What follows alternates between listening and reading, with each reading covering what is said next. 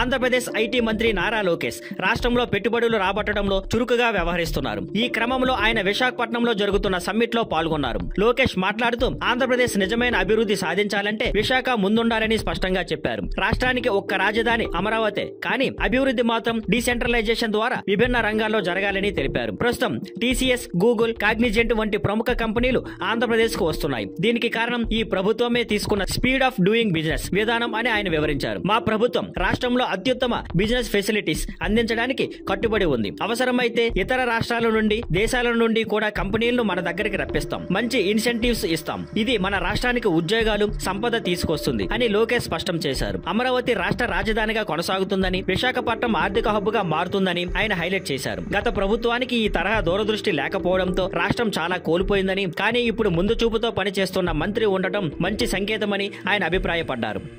Thank you for watching. Please like, share and subscribe.